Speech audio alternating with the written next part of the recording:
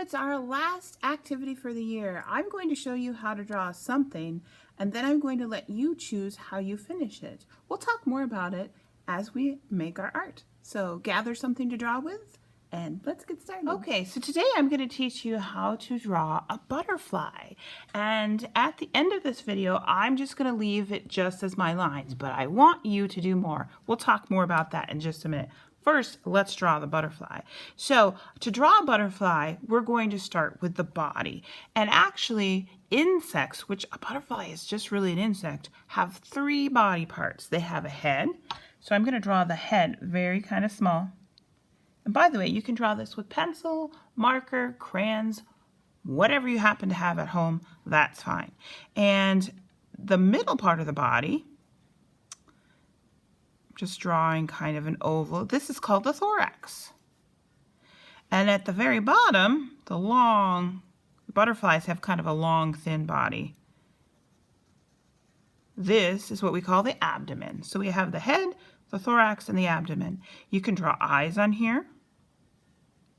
And you can draw antenna. Use two lines, whatever kind of line. Maybe you want to draw a spiral or a curvy.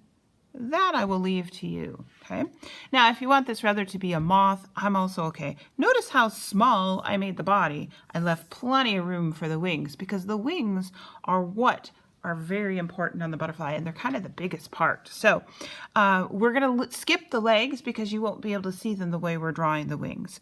Now, to draw the wings, what I'm going to do is I am only going to make them attach from this middle part, the thorax, because that's really how butterflies have their wings in real life. But they aren't just two little small things like this, right? We're going to do is we're going to stretch them out. So I'm going to put 3 dots, 1, 2, 3 on the thorax. These are not legs.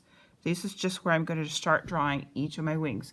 A butterfly has a top wing and a bottom wing, and they are symmetrical. So what I'm going to do is I am going to draw a line that goes up really far from the top dot. And then I'm going to draw a line from the bottom one that goes really far down.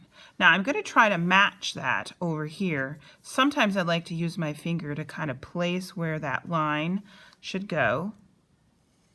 And if it's not totally symmetrical or equal, that's okay. Remember, we're in art class. We don't have to always be perfect. I just say, I'm going to do the same thing with this top line. And then I'm going to make a shorter line from the middle. All right, so now to make them really, it looks like a funny looking bug right now, like these are the legs, but these are actually the beginnings of the wings. So you can decide how you want those wings. Maybe you want to draw a curve. Maybe you want it to be very roughly. Whatever you do here though, you're going to try to match it on the other side. So if you want to kind of keep it simple, that's okay. I'm going to do a kind of a curve, 2 curves like that. And then I'm going to make the bottom. Maybe I'll just do 1 curve, 1 really big curve, or you can make a tail. That is up to you. Maybe I'll do kind of a curve there too. Now it's not perfect, but it's close enough, and I'm okay with that.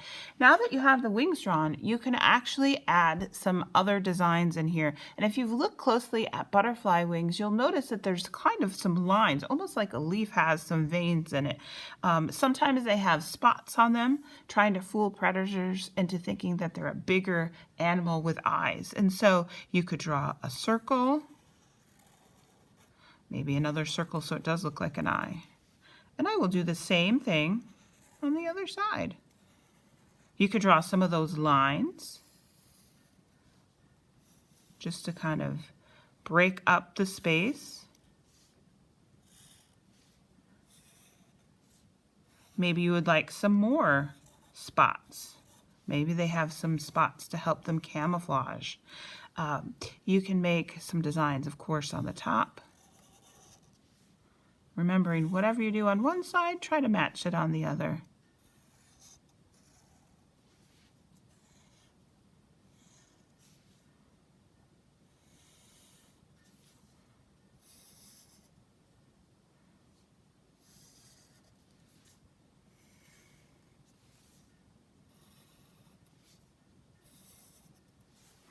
Okay, so now that I've got some lines drawn for my butterfly, and remember, your designs can be different from mine. Now you get to decide how you're going to finish it. So let's talk about that. We've learned a lot of different things in art class this year. We've learned how to use warm and cool colors. We've learned how to do marker painting. We've learned how to blend colors together. We even learned how to create movement in our picture with lines. You can think back to the Van Gogh study with Starry Night, where we use broken lines, or even the Alma Thomas, where we use broken lines. So what your job right now, after you've got your lines drawn, is decide how you want to finish this. And if you'd rather just make patterns like we did with our McGee sculptures and finish it that way, I'm going to leave it up to you. So when you're finished, please show it to me by taking a photo of it and putting it on Seesaw and Artsonia. And I hope you continue to make art at home. So, boys and girls, it's time for me to sign off. I hope you've had fun. And remember, stay creative.